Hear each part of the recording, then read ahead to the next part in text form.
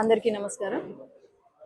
నాకు MP ticket confirm అయిన తర్వాత మొట్టమొదటిసారిగా నంద్యాలకు రావడం, అలాగే నంద్యాలకు వచ్చిన తర్వాత మన నంద్యాల తెలుగుదేశం పార్టీ అభ్యర్థి ఫారూక్ గారు ఇక్కడ ఘన స్వాగతం నాకు పలకడం అనేది ప్రతి ఒక్కరు ఇక్కడ తెలుగుదేశం పార్టీ కార్యకర్తలకి ప్రతి ఒక్కరికి పేరు పేరున ధన్యవాదాలు తెలియజేసుకుంటున్నాను. అలాగే ఈరోజు ఈ ప్రెస్ మీట్ యొక్క ముఖ్య ఉద్దేశం ఏంటంటే, గత 5 సంవత్సరాలు గడిచింది. 5 సంవత్సరాలకు ముందు 2019లో ముఖ్యమంత్రి గారు పాదయాత్ర చేశారు, బస్సు యాత్ర, అన్ని యాత్రలు చేశారు. మరి ఎన్నో హామీలు కురిపించారు మన ముఖ్యమంత్రి గారు. నంద్యాల జిల్లాలో బస్సు యాత్రను పాదయాత్ర చేస్తూ ఎన్నో హామీలు ఇచ్చారు.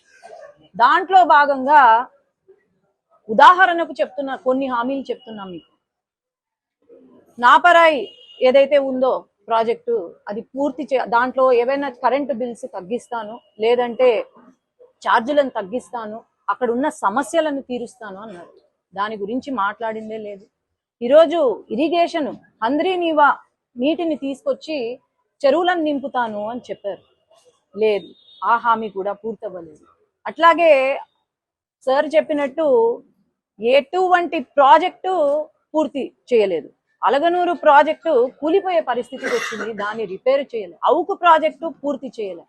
ఈరోజు ఇరిగేషన్ అంటే వీళ్ళకు ఎట్లా ఉందంటే, నీటి సమస్య, నంద్యాల టౌన్ లో నీటి సమస్య ఉందంటే వీళ్ళకు బేసికలీ అవగాహన లేదు. ఏ నది ఎక్కడ పారుతుందో, ఎప్పుడు గేట్లు తెరవాలో, ఎప్పుడు గేట్లు ముయ్యాలో, ఎప్పుడు కరెంటు బిల్లులు కట్టాలో ఇరిగేషన్ ఒక ప్రాజెక్ట్ లో అనేది ఒక అవగాహన లేకుండానే ఇన్ని సమస్యలు. ఇక్కడ ఏమైనా పరిశ్రమలు వచ్చాయా అంటే ఒక్క పరిశ్రమ తీసుకురాలేదు. ఏవైనా పరిశ్రమలు వచ్చాయా అంటే అది తెలుగుదేశం హయాంలో తెచ్చిన, చంద్రబాబు నాయుడు గారు తెచ్చిన పరిశ్రమలే తప్ప ఇంకా వేరేవేమీ లేదు. మనం చూసుకుంటే ఈరోజు ఉర్దూ యూనివర్సిటీ అట్లానే ఉంది, ముళ్ళకంపలు పెరుగుతున్నాయి అక్కడ, అలానే వదిలేశారు. ఈరోజు 10,000కు పైన టిట్కో ఇల్లు ఇచ్చారు నంద్యాలలో. గృహప్రవేశం కూడా చేసుకున్నారు. ఎలక్షన్ కోడ్ వల్ల ఈసీ ఆ రోజు ఆపారు. కానీ ఈరోజు ఆ టిట్కో ఇల్లు ఒక్కటి కూడా వాళ్లకు ఇవ్వలేదు. ఎంత ఘోరమైన పరిస్థితి ఇది. ఈరోజు ఆ రోజు ఏమన్నారు, మన ఎంపీ అభ్యర్థి ఏమన్నారు, పేరల్ వారి ఎవరైతే బాధితులు ఉన్నారో వాళ్ళని ఆదుకుంటామని చెప్పారు. మరి ఆ ప్రస్తావన తెచ్చారా? ఇక్కడ ఎంపీ గారు పార్లమెంట్ లో నేను మాట్లాడతాను అని చెప్పారు, మరి మాట్లాడలేదే. యువత ఈ రోజు ఏమవుతుంది, మన నంద్యాల జిల్లాలో ఉన్న యువత వాళ్ళకున్న తెలివితేటలు ఎక్కడ లేవు. ఈరోజు ఎంతో మంది ఎంబీఏ లేదంటే డాక్టర్లు, సైంటిస్టులు చదువుకున్న వాళ్ళు ఉన్నారు, కానీ జాబులు లేక ఇంట్లో పడి ఏడుస్తున్నారు. వాళ్ళు ఈరోజు వలసలు పోతున్నారు. నంద్యాల జిల్లాలో హైయెస్ట్ అమ్మాయిలను పాపము ఎక్కడో పని చేసుకోవడానికని మన స్టేట్ బయటికి పంపిస్తున్నారు. ఈరోజు ఇంకొకటి ఏంటంటే బాధాకరమైన విషయము, నిన్న చేనేత కుటుంబం ఒకటి కడప జిల్లాలో ఆత్మహత్య చేసుకున్నారు.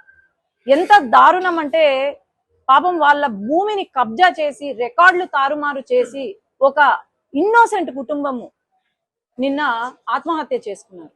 మరి ఆలోచన చేయండి, ఇక్కడ ఎటువంటి ప్రభుత్వం ఉందో కేవలం అవినీతి, ప్రజల అభివృద్ధి గురించి ఆలోచన చేయడం లే, ప్రజల సంక్షేమం గురించి ఆలోచన చేయడం లే. ఈ జిల్లాలో ఎవరైనా బాగుపడినారు అంటే అది కేవలం ఇక్కడ ఉన్న ఎమ్మెల్యేలు, ఎంపీ తప్ప ఎవరు బాగుపడిన వాడే లేడు ఈ జిల్లాలో. కాబట్టి ప్రతి ఒక్కరూ ఆలోచన చేసి నంద్యాల అసెంబ్లీ ఫారూక్ గారిని, అలాగే నంద్యాల పార్లమెంట్ నన్ను గెలిపించవలసిందిగా కోరుతున్నాం. 7 మందిని గెలిపించవలసిందిగా కోరుతున్నాం. సమస్య లేని ఇల్లు ఉండదు, పరిష్కారం లేని సమస్య ఉండదు. బంధాలు గొప్పవి, బాధలు చిన్నవి. మీ సమస్యని మేము పరిష్కరిస్తాం. రండి, మాట్లాడుకుందాం.